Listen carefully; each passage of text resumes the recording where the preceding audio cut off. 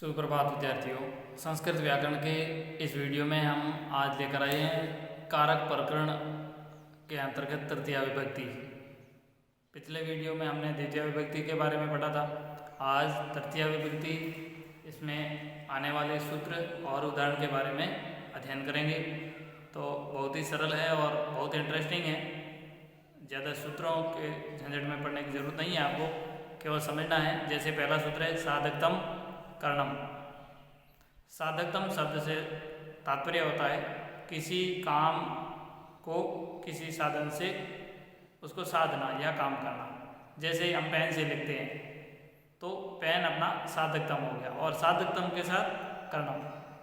किसी वस्तु के सहयोग से हम अगर कोई काम संपादित करते हैं वही साधकतम है, और उसी के साथ करण कारक होता है या तृतीया विभक्ति का प्रयोग होता है।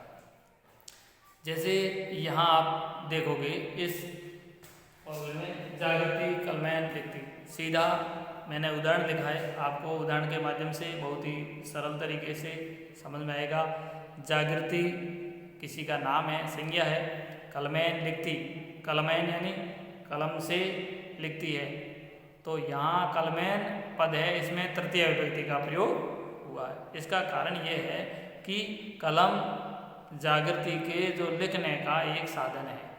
तो किसी वस्तु के सहयोग से अगर कोई काम संपादित किया जाए तो उसमें साधकतम कर्णम तृतीया विभक्ति का प्रयोग होता है। आगे वाला उदाहरण देखो, सुरेश पादाभ्याम चलती। तो सुरेश पादाभ्याम पद आया है। पादाभ्याम में तृतीया विभक्ति है क्योंकि पाँव दो है, द्विवचन है, इसलिए द्विवचन के साथ में यहाँ तृतीया विभक्ति है वो पादाभ्याम आया है। कर्तरी कर्योस तृतीया, कर्तरी कर्योस तृतीया कर्तृवाची वाक्य है। मैं कर्ण के साथ में तृतीया होती है। हमने वाच्य परिवर्तन अभी नहीं पढ़े, आगे के वीडियो में पढ़ेंगे। कर्तृवाच्य और कर्मवाच्य, और तीसरा होता है भाववाच्य।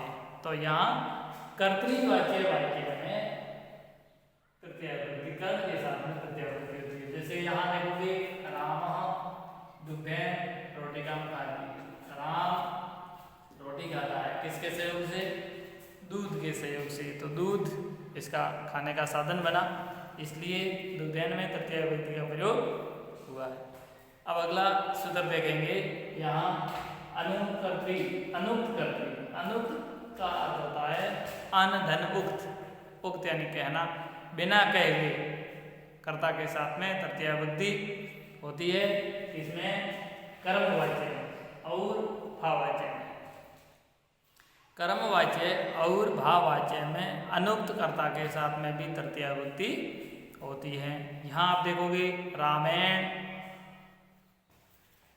लेख लिखित, रामायण लेख लिखित।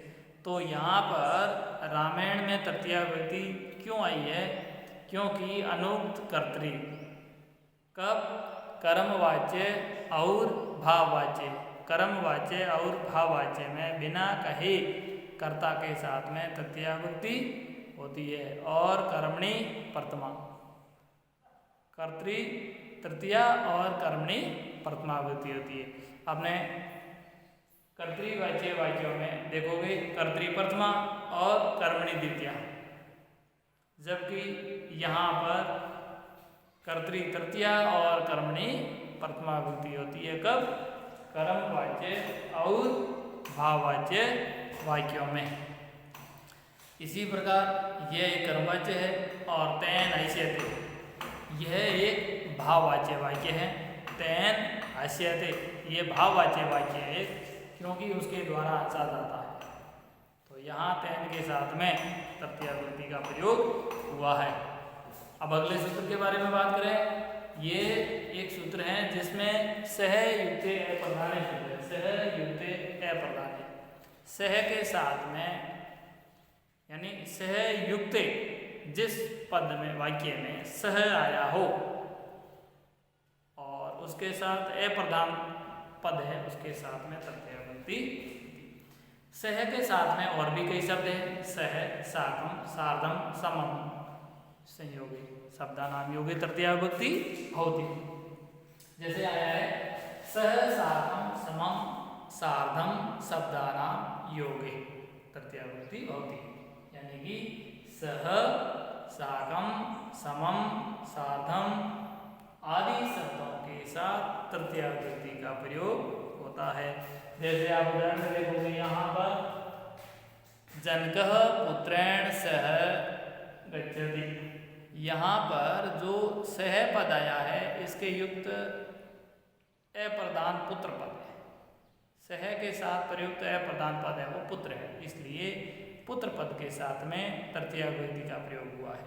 जनकः पुत्रेण सह गच्छति, तो जनकः कर्तरी प्रथमा कर्मणि द्वितीया न होकर के यहाँ सह के युक्त होने के कारण, अगर इसका हिंदी अनुवाद करोगे जनक पुत्र के साथ जाता है, पिता पुत्र के साथ, तो पुत्र के आ रहा है।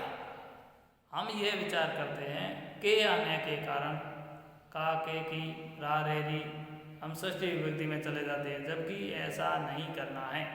भले ही हिंदी अनुवाद करने पर उसमें के आए, लेकिन यहाँ सह के योग के कारण इसमें वो तृतीया विभक्ति का प्रयोग शुद्ध रूप है। अक्सर कंपटीशन की, रीट की, सेकंड ग्रेड की परीक्षाओं में है वो ऐसे प्रश्न तृतीया विभक्ति और द्वितीय में से निश्चित रूप में एक उदाहरण आता है, तो आपको विशेष रूप से ध्यान रखना है। अब अगला उदाहरण देखोगे, सीता गीत्या सह पढ़ती। सीता गीत्या, गीत्या से क्या तात्पर्य हुआ, कितने जनों को मालूम है? देखिए अकारांत शब्द राम शब्द की तरह रूप चलते हैं सब, आकारांत के रूप है वो लता की तरह चलते हैं। तो आपने लता शब्द के या रमा शब्द के रूप याद किए होंगे, रमा रमे रमा, रमाम रमे रमा, रम्या, रम्या है वो तृतीया विभक्ति का रूप है। तो आकारांत में तृतीया विभक्ति, गीता भी आकारांत है और आकारांत पद का तृतीया विभक्ति का रूप बना गीत्या, इसलिए इसमें तृतीया विभक्ति का प्रयोग हुआ सह के योग के कारण। क्योंकि इसमें अगर हिंदी अनुवाद की बात करें तो सीता गीता के साथ के होने के बावजूद भी सह के योग के कारण गीत्या तृतीया विभक्ति का इस पद में गीत्या में तृतीया विभक्ति का प्रयोग हुआ है। अब अगले सूत्र के बारे में बात करेंगे हम, येनांग विकारः। येनांग विकारः, येनांग विकार सबसे तात्पर्य बहुत ही सरल और बहुत ही महत्वपूर्ण है, विशेष रूप से कंपटीशन के विद्यार्थियों के लिए, बाकी 10वीं के विद्यार्थियों के लिए तो है। येन अंग विकार है, येन यानी जिसका अंग विकार, अंग विकार वाले पदों में तृतीया विभक्ति का प्रयोग होता है। अंग विकार से तात्पर्य होता है कोई हाथ से लूला होना, पांव से लंगड़ा होना, सिर से गंजा होना, इस प्रकार से है वो। जो कान से बहरा होना, आंखों से अंधा होना, ऐसे ही आंखों से तो होंगे अंधे तो ये ध्यान रखना है। ये ना विकार सह नेत्रेण काणः, सह नेत्रेण काणः, यहाँ नेत्रेण आया है, ये ध्यान रखना है। काण है शब्द का मतलब काना होता है। अगर कोई काना होगा एक आंख से होगा, अगर दो से होगा तो उसको अंधा बोलेंगे, इसलिए एक वचन है, ये ध्यान रखना है आपको। सोचेंगे कि आंखों से काना है तो द्विवचन होगी ना आंख, तो लेकिन काना एक आंख से होता है, दो आंखों से कोई काना नहीं होता। तो यहाँ आपको अगर अंधा आता है तो नेत्राभ्याम आएगा, ये ध्यान रखना है। यहाँ सह नेत्रेण काण है, तो नेत्रेण में तृतीया विभक्ति का कारण काण है, अंग विकार है और अंग विकार में तृतीया विभक्ति का प्रयोग होता है।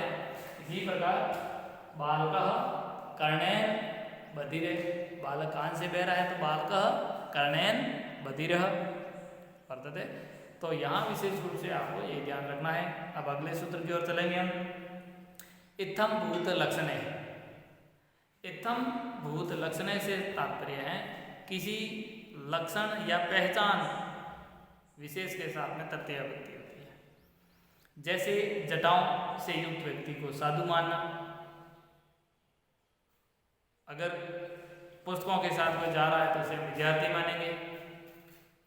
इसी प्रकार हथियार से युक्त कोई व्यक्ति है तो हम उसे डाकू या कुछ भी मानो। तो कहने का मतलब होता है जिस प्रकार के हथियार या वस्तु को देख करके किसी व्यक्ति की पहचान करना इत्थम भूत लक्षण के अंदर आता है कि सह जटाभि साधु तापस, सह जटाभि तापस,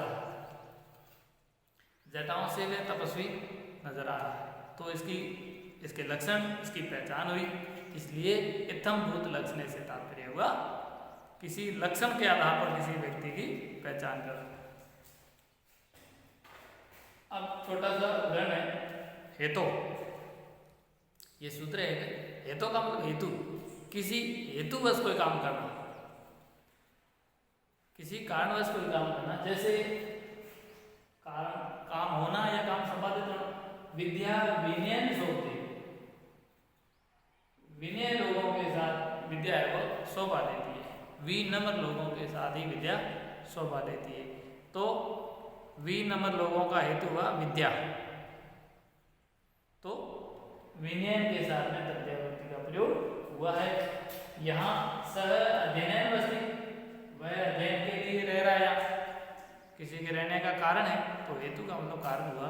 किसी कारण बस कोई काम हो रहा है तो वहाँ तृतीया विभक्ति का प्रयोग होता है, जैसे अध्ययन में और विनयन में तृतीया विभक्ति का प्रयोग हुआ है। प्रकृत्यादि भी उपसंख्यानम, प्रकृत्यादि भी उपसंख्यानम से तात्पर्य हुआ प्रकृति से अगर कोई व्यक्ति, प्रकृति का मतलब आदतन या आदतों से किसी व्यक्ति की है वो पहचान हो। जैसे सह प्रकृत्या साधु होती, किसी व्यक्ति की है वो गुण है, दोष है, ये प्रकृत्यादि भी उपसंख्यानम के अंतर्गत आता है कि सह प्रकृत्या साधु, वह प्रकृति से साधु है। तो प्रकृत्या तृतीया विभक्ति है। गणेश सुखैन जीवति, गणेश सुखैन जीवति, गणेश सुख से जीता है, तो जीने की प्रकृति कैसी, सुख से जीना। अब दुखैन जीवति भी हो सकता है, दुख से जीता है कोई, इधर उधर की सभी की टेंशन साथ में लेके चलने वाला दुख से भी जीता है। तो यह सुखैन जीवति दुखैन जीवति कोई भी वाक्य हो सकता है। अब है अलम, अलम से तात्पर्य निषेधार्थक वाक्य है अलम, और निषेधार्थक वाक्य अलम है, और अलम के साथ में ये शब्द है अलम, जिसका अर्थ होता है बस, मतलब निषेधार्थक बस, बस करो। जैसे अलम विवादेन, विवाद बंद करो, तो यहाँ पर अलम के बाद आने वाला पद है, इसके साथ में तृतीया विभक्ति का प्रयोग हुआ है। अलम विवादेन, अलम असीतेन, हंसना बंद करो, अलम असीतेन, अलम विवादेन। तो इस अलम के कारण ही इन दो पदों में तृतीया विभक्ति का प्रयोग हुआ। बस इतना ही है, ज़्यादा तृतीया विभक्ति में कुछ भी नहीं है। बहुत अच्छे से आप समझिए। अगर आपको कोई भी सूत्र भी अगर समझ में नहीं आए तो आप निश्चित रूप में नीचे लिखे कमेंट बॉक्स में अवश्य कमेंट करें, मैं आपके सूत्र का एकदम सरल भाषा में आपको जवाब दूंगा। और संस्कृत की तैयारी करने वाले विद्यार्थी हैं उन्हें निश्चित रूप में आप शेयर करें, ज़्यादा से ज़्यादा शेयर करोगे तो हमें भी आत्मसंतुष्टि मिलेगी। बहुत बहुत धन्यवाद। अगले वीडियो में हम चतुर्थी विभक्ति के बारे में बात करेंगे। धन्यवाद।